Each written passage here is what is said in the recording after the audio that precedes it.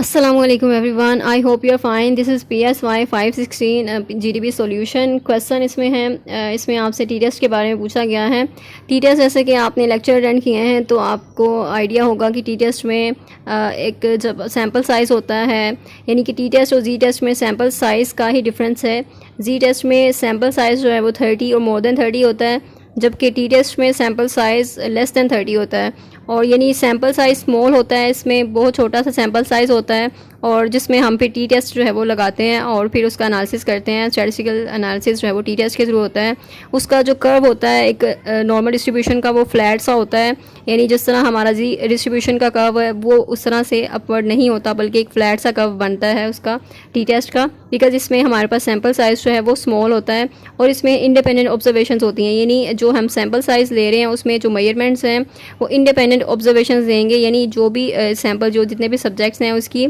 अलग से ऑब्जर्वेशंस होती हैं सबकी, और इंडिपेंडेंट होती हैं आपस में, वो आपस में रिलेट नहीं कर रही होती, उनका आपस में कोई रिलेशन नहीं होता, सबकी इंडिपेंडेंट ऑब्जर्वेशंस हम लेते हैं। अदरवाइज़ क्या होगा, हमारा जो स्टैटिस्टिकल एनालिसिस है वो उस तरह से वैलिड नहीं रहेगा और उस तरह से एक्यूरेट रिजल्ट्स हमें नहीं देगा। तो यहाँ पर जो अजम्पशंस उन्होंने बताई है टी टेस्ट के लिए, सबसे ज़्यादा ज़रूरी है कि हमारे पास इंडिपेंडेंट ऑब्जर्वेशंस होनी चाहिए। इसको उन्होंने कहा है कि एक्सप्लेन करना है आपने logically with the help of examples why the values in the sample must consist of independent observations, यानी कि सैम्पल में क्यों इंडिपेंडेंट ऑब्जर्वेशन जो हैं होनी चाहिए उसको आपने प्रूव करना है और एग्जाम्पल भी देनी है उसकी। सॉल्यूशन में आप देखते हैं कि टी टेस्ट जो है वो अजम्पशन जो है उसकी ये है कि जो इंडिपेंडेंट ऑब्जर्वेशंस होती हैं means that each data point in the sample is unrelated to और unaffected by the other data points, यानी कि जो दूसरे डेटा पॉइंट्स हैं या जो दूसरी ऑब्जर्वेशंस हैं उनसे वो अलग है, उनसे अनरिलेटेड है, रिलेटेड नहीं है और उनसे अफेक्ट नहीं हो रही, बल्कि उसकी अपनी एक ऑब्जर्वेशन है जो कि इंडिपेंडेंट ऑब्जर्वेशन है। सो ये हैं, this is important because it ensures that the values being compared are not influenced by the each other, यानी कि जो वैल्यूज़ हैं सबकी सेपरेट वैल्यूज़ हैं। अगर आपने 15 का एक सैम्पल लिया है, 15 सब्जेक्ट्स हैं आपके, तो जो वैल्यूज़ होंगी, अगर एग्ज़ाम स्कोर्स का आपने देखना है तो सबके एग्ज़ाम स्कोर जो हैं वो डिफरेंटली आप देखेंगे, सबके इंडिपेंडेंट स्कोर को आप ऑब्जर्व करेंगे। तो जो ऑब्जर्वेशन है वो इंडिपेंडेंट होंगी, वो आपस में रिलेट नहीं कर रही होंगी, उनका आपस में कोई रिलेशन नहीं होगा और आपस में एक दूसरे पे डिपेंड नहीं कर रही होंगी, अफेक्ट नहीं कर रही होंगी एक दूसरे को। तो ये चीज़ होती है। नेक्स्ट आपने एग्जाम्पल भी दे देनी है। एग्जाम्पल आप कोई भी दे सकते हैं। जब आपको एक आइडिया मिल गया तो आप एग्जाम्पल्स में आप किसी भी तरह की एग्जाम्पल दे सकते हैं। यहाँ पर जो एग्जाम्पल मेंशन है उसमें स्टूडेंट्स के बारे में बताया गया है कि आप देख सकते हैं कि जो हम कंपेयर करते हैं टेस्ट स्कोर्स को, अगर हम दो ग्रुप्स ऑफ स्टूडेंट्स हैं तो उनको हम कंपेयर कर रहे हैं, तो ग्रुप ए या ग्रुप बी को, तो हम उसकी जो असम्पशन है यहाँ पे इंडिपेंडेंट ऑब्जर्वेशन की, उसको हम मेक श्योर करते हैं जो स्कोर्स हैं हर ग्रुप में उसकी जो ऑब्जर्वेशन है यानी डिपेंडेंट ऑब्जर्वेशन नहीं होगी, बल्कि वो इंडिपेंडेंट होगी। सबकी जो स्टूडेंट हैं उन सबकी इंडिपेंडेंटली ऑब्जर्वेशन हमने लेनी है और हर स्टूडेंट का स्कोर जो है वो इंडिपेंडेंट होना चाहिए, वो डिटर्मिन करना चाहिए इंडिपेंडेंटली, बल्कि उसका जो स्कोर होगा वो अफेक्ट नहीं होना चाहिए दूसरे स्टूडेंट्स के स्कोर से, या फिर वो डिपेंड नहीं करना चाहिए दूसरे स्टूडेंट्स के स्कोर पे। सो विदाउट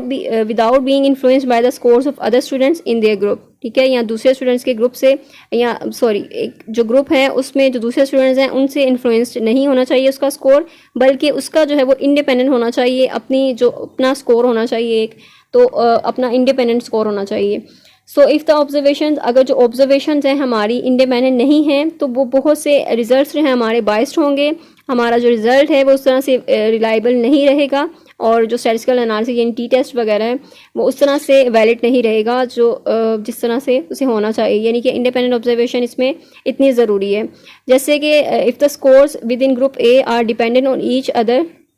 अगर जो है वो ग्रुप में ए में स्कोर्स जो है वो डिपेंड करते हैं एक दूसरे पे, तो ये जो है वो चीज़ डिस्टॉर्ट कर देगी तो comparison between group A and group B, ठीक है, यानी जितना वो डिपेंड कर रहे होंगे एक दूसरे पे उतना ही ज़्यादा ये चीज़ डिस्टॉर्ट करेगी। हमारा कंपैरिजन जो है ग्रुप ए और ग्रुप बी में हमारा कंपैरिजन उस तरह से वैलिड नहीं रहेगा। सो इंडिपेंडेंट जो अब्जम्पशंस हैं वो हमें हेल्प करती है कि हम अपने इंश्योर कर सकें हमारा जो डेटा पॉइंट है, जो ईच डेटा पॉइंट है वो रिप्रेजेंट करे अ यूनिक इंडिविजुअल, ठीक है, यूनिक इंडिविजुअल को यूनिक केस होना चाहिए एंड हमें अलाउ करे for more accurate and reliable statistical analysis, यानी कि अगर हम उसको इंडिपेंडेंट ऑब्जर्वेशन लेते हैं तो हमारा जो है वो रिजल्ट उतना ही ज़्यादा वैलिड होगा, रिलायबल होगा, एक्यूरेट होगा। अदरवाइज अगर वो इंडिपेंडेंट नहीं है, ऑब्जर्वेशन डिपेंड कर रही हैं या फिर रिलेट कर रही हैं आपस में, उनका कोई लिंक्ड है, तो फिर हमारा जो रिजल्ट है वो बायस हो सकता है।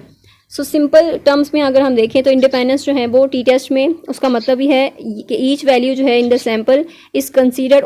ऑन इट्स ओन, यानी कि वो अपनी कंसीडर की जा रही है, अलग कंसीडर की जा रही है, विदाउट बीइंग अफेक्टेड बाय और related to the other values, यानी दूसरी वैल्यूज़ उससे रिलेट नहीं कर रही, वो दूसरी वैल्यू से अफेक्ट नहीं हो रही, बल्कि उसकी अपनी एक सेपरेट वैल्यू है। This is crucial to obtain valid and trustworthy results. तो ये बहुत ज़्यादा इंपॉर्टेंट है कि हमारे पास वैलिड और ट्रस्टवर्दी रिजल्ट्स आएँ from the statistical analysis.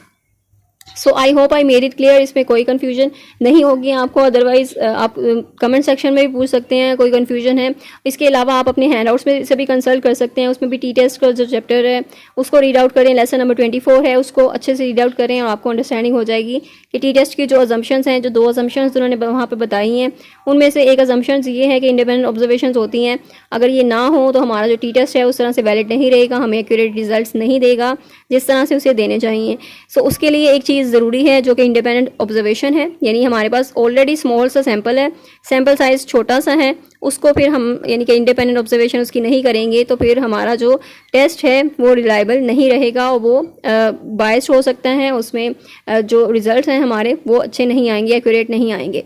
So share this video with other students जिनको भी इस जीडीबी में मुश्किल हो रही है, और अगर कोई और जीडीबी है जिसमें आपको कोई कन्फ्यूजन है तो वो भी आप बता सकते हैं कमेंट सेक्शन में। इसके अलावा share this video with other students, and if you are new to this channel then don't forget to subscribe और press the bell icon so that you get the new updates और आपको नई videos जो हैं वो फ़ौरन मिलती रहें। So thank you so much, अल्लाह हाफिज़।